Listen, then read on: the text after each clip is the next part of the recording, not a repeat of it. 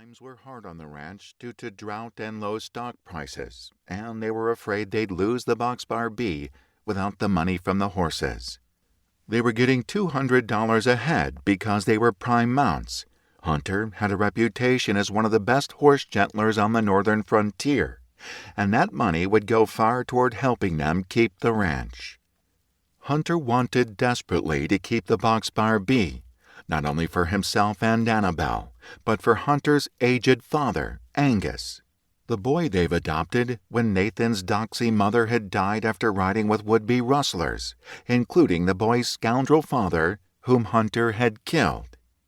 The boy was nothing like his father.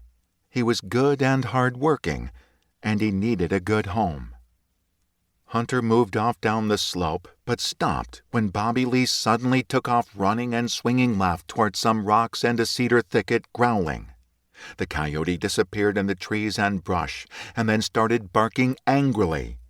A man cursed, and then there were 3 rocketing gun reports, followed by Bobby's mewling howl. "Damn coyote!" the man's voice called out. "Bobby," Hunter said, and took off running in the direction in which Bobby Lee had disappeared. "They know we're here now, so be careful," another man called out sharply. Running footsteps sounded ahead of Hunter. He stopped and dropped to a knee when a moving shadow appeared ahead of him and slightly down the slope. Starlight glinted off a rifle barrel and off the running man's cream Stetson. "Hold it right there, you horse thief," Hunter bellowed, pressing his cheek to the Henry's stock. The man stopped suddenly and swung his rifle toward Hunter. The Henry spoke once, twice, 3 times. The man grunted and flew backward, dropping his rifle and striking the ground with another grunt and a thud. "Harvey!" the other man yelled from beyond the rocks and cedars.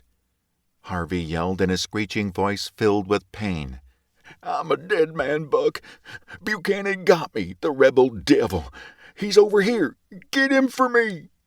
Hunter stepped behind a pine, peered out around it, and jacked another round into the Henry's action. He waited, pricking his ears, listening for the approach of Buck. Seconds passed, then a minute, then 2 minutes. A figure appeared on the right side of the rocks and cedars, moving slowly, 1 step at a time. Buck held a carbine across his chest. Hunter lined up the Henry sights on the man and was about to squeeze the trigger when something ran up behind the man and leaped onto his back. Buck screamed as he fell forward, Bobby Lee growling fiercely and tearing into the back of the man's neck. Hunter smiled. Buck screamed as he tried in vain to fight off the fiercely protective Bobby Lee. Buck swung around suddenly and cursed loudly as he flung Bobby Lee off him. The coyote struck the ground with a yelp and rolled. "You mangy cur!" Buck bellowed, drawing a pistol and aiming at Bobby. Hunter's Henry spoke twice, flames lapping from the barrel. Buck groaned and lay over on his back. "Oh, hell," he said, and died.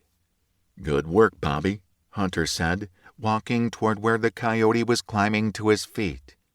Hunter dropped to a knee, placed his hand on Bobby Lee's back. "You all right?" The coyote shook himself as if in an affirmative reply. "All right," Hunter said, straightening. "Let's go check on." The shrill whinny of horses cut through the silence that had fallen over the night after Hunter had shot Buck. "Annabelle!" Hunter yelled, swinging around to retrace his route back to the camp. "Come on, Bobby. There must be more of these scoundrels." The coyote mewed and took off running ahead of Hunter. Only a minute after Hunter and Bobby had left the camp, the horses stirred more vigorously behind where Annabelle sat on a log near the cold fire, her Winchester carbine resting across her denim-clad thighs. She'd just risen from the log and started to walk toward the string of prize mounts when a man's voice called from the darkness down the hill behind the horses. "Come here, purty little red-headed gal." The voice was pitched with jeering, brash mockery.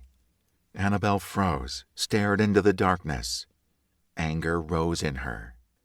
Again, the man's voice caromed quietly out of the darkness. "Come here,